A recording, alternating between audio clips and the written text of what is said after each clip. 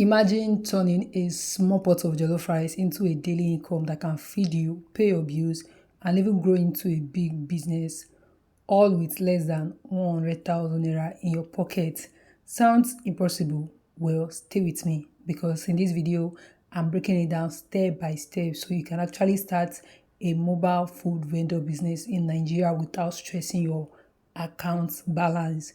In this video, I will show you how to pick the right food to sell, get your basic equipment without overspending, find the perfect selling spot, attract loyal customers, and manage your money so you can grow. And trust me, I'm not talking theory. I'll be giving you practical tips you can apply today. By the end of this video, you won't just have the idea, you will have a full game plan you can start implementing immediately. So if you are ready to turn your cooking skills or love for food into steady cash, let's dive in. Oh, and before we start, do me a quick favor, hit that like button and subscribe so you don't miss other money making tips I'll be dropping for you. Now, first thing we need to talk about the kind of food you are going to sell. See, in Nigeria, not every food sells well on the street. You want something affordable to make, easy to carry, and that people actually buy every day. Think about things like rice and stew, jollof rice, fried rice, beans and plantain, akara and pap, bread and egg, shawarma, roasted corn, or even small chops like pop-off and samosa. Here is the trick. Start with one or two best sellers. Don't try to sell everything at once. If you pick too many items, you spend more money on ingredients, waste more when things don't sell, and stress yourself. For example, you can start with just rice and plantain or akara and pap. Later, as you grow, you can add more. Also, pick something you can cook well. If your jollof rice is the kind that makes people say, wow, who cooked this? That's your selling point. Your food should taste so good that your first time customers come back the next day with their friends. Alright, let's talk about equipment. You don't need a massive setup to start. With less than 100,000 naira, you can buy the basics, a small but durable gas stove or charcoal stove, a medium-sized pot or frying pan, a cooler or warmer to keep food hot, disposable plates and spoons, a table or small mobile cart. You can even get a carpenter to make one cheaply, a water container with a tap for washing hands and utensils. Here is my secret tip. Check your house first before buying anything. You might already have a pot, a gas burner, or even a cooler you're not using. That will save you money.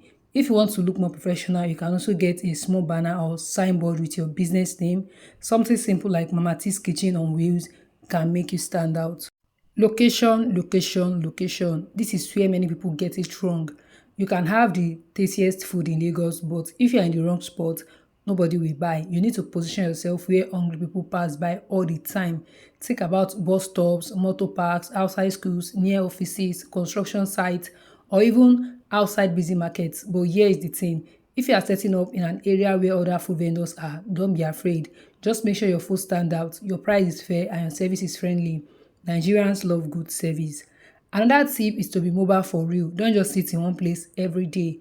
You can rotate between 2 or 3 hotspots depending on the time of the day. Morning near offices for breakfast, afternoon near a bus stop for lunch. That way you catch different customer groups. Now let's talk about how to attract your first customers. Day one is very important. If you just sit down waiting for people to come, you will waste food and lose money. So on your first day, you can do something small like a taste sample. Offer tiny portions for free to passers-by and say, try my food, you will love it. Nigerians love free things, but more importantly, they will remember the taste. You can also ask your friends and family to come and buy on your first day, just to create the feeling that your stand is already popular. People are more likely to buy when they see others buying. And please be friendly, smile, greet people warmly, and even learn their names if possible. That personal touch will keep them coming back. Pricing is one area where new food vendors make big mistakes. If you charge too high, people will run away. If you charge too low, you won't make a profit. The sweet spot is to check what other vendors in your area are charging and then set your price to match or slightly lower at the beginning. Let's say other vendors are selling jollof rice and plantain for 700 naira. You can start with 600 naira for a portion, then as you gain loyal customers, adjust if needed. But don't just lower your price without calculating your cost. You need to know exactly how much it costs you to make one plate, including rice, oil, tomato, seasoning, gas, or charcoal, and even your disposable plate. Once you know your cost price, you can decide on a fair profit margin. For example, if it costs you 350 to make a plate, selling at 600 means you make 250 profits per sale. Sell 20 plates in a day and that's 5,000 naira profit. Do that 25 days a month and you are looking at 125,000 naira monthly. Not bad for a small, right? Now, let's talk about branding. Yes, even a small food vendor needs branding. Branding isn't just for big restaurants, it's what makes people remember you and recommend you. Start with a catchy name, something easy to pronounce and related to your food. Names like Mama Ada's Delight, Portable Jollof, Street Kitchen Naija, or Hot and Fresh Point. Next, make your setup look neat and inviting. Clean cooler, clean table, no flies hovering around and a cheerful you. Even if you are selling from a small cart, arrange your items neatly. Nigerians notice neatness when it comes to food. You can also wear a simple branded apron or cap. This shows professionalism. A small logo on your banner or even printed on your disposable plates can go a long way. One of the fastest way to grow is by offering delivery. You might think, but I'm a small vendor, how will I do delivery? Here is the trick. You don't need to buy a bike. You can partner with local dispatch riders or even use riders from apps like Okada, Boat Food or Jumia Food.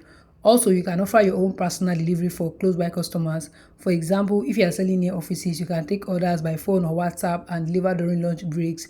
To make this work, you need to promote your contact, print more flyers with your number and food menu, then give them to customers. You can even post your menu on WhatsApp status every morning and tell your contacts to share.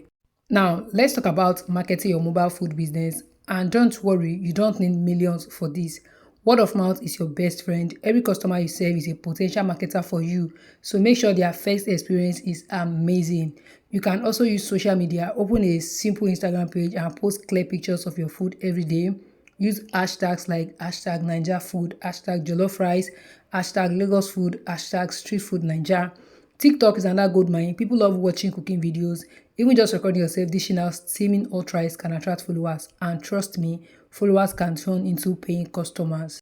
Now, one thing many people ignore is record keeping. I know it doesn't sound exciting, but this is where you see if you're really making money. You need to write down every expense, ingredients, gas, transport, even small things like sachet water. Then write down your daily sales. This way, you can calculate your profit and spot areas where you can cut costs. For example, if you notice you are spending too much on disposable plates, you might look for a cheaper supplier. Also, keeping records helps you if you want to expand later or get a business loan. Any serious investor or lender, you want to see that you know your numbers. Now, let's talk about sourcing your ingredients. If you buy from the wrong place, you will spend more than necessary and your profit will shrink. The best way is to buy in bulk from local markets where prices are lower. For example, if you are in Lagos, Mount 12 is great for rice, tomatoes, and pepper. In Abuja, you can try Gariki or Utako market. In Port Harcourt, Greek Road market works well.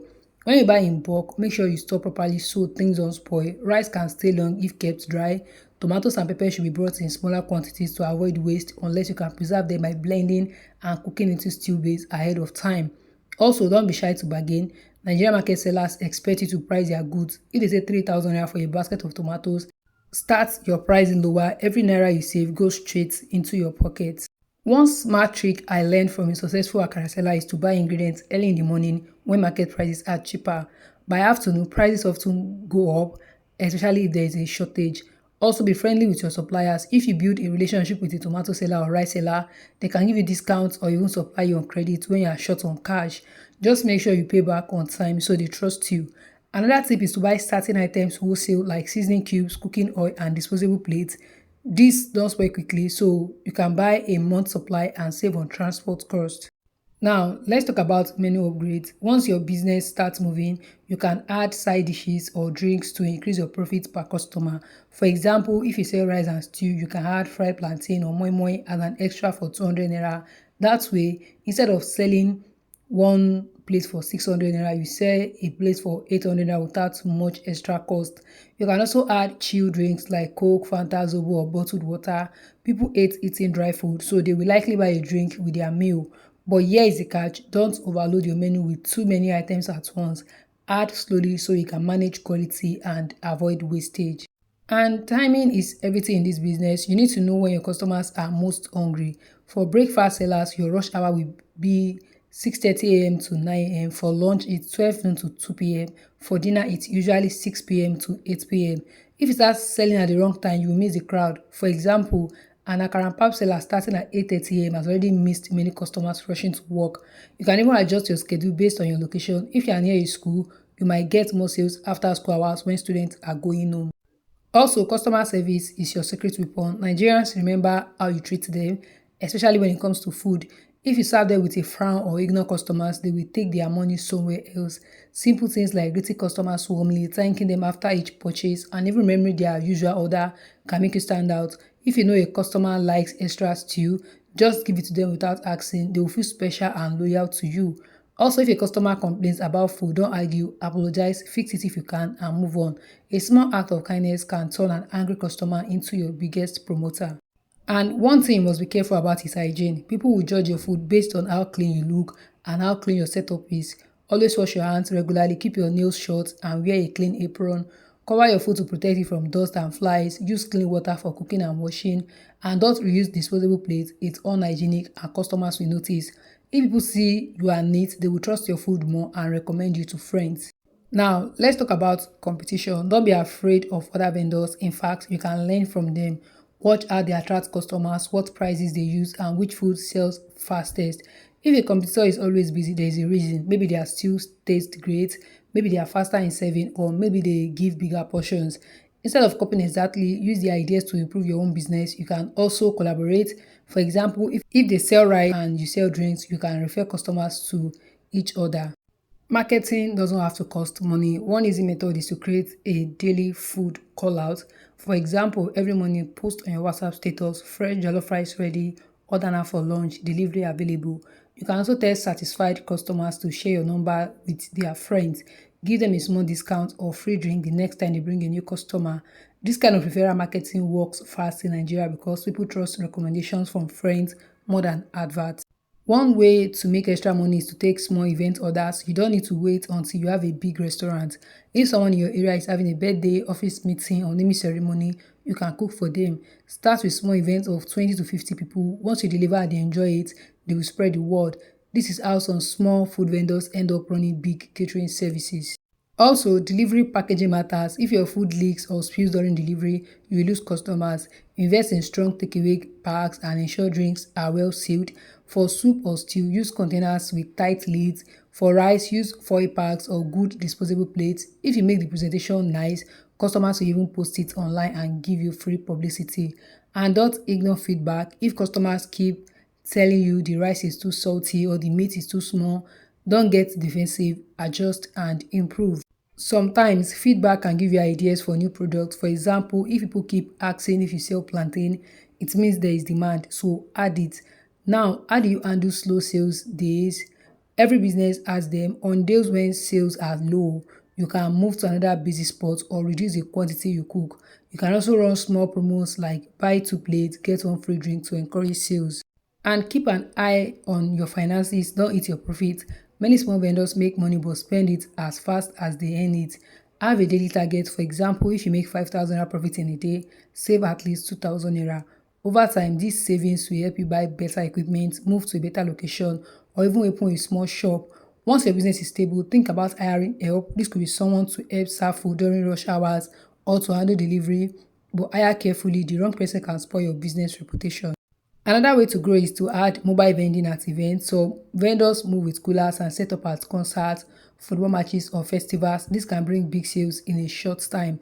Always plan for emergencies. Keep a small backup of cash for when gas finishes unexpectedly or when ingredient prices suddenly rise. Then build your business name. When people think of you, they should think of tasty food, fair prices, and good service.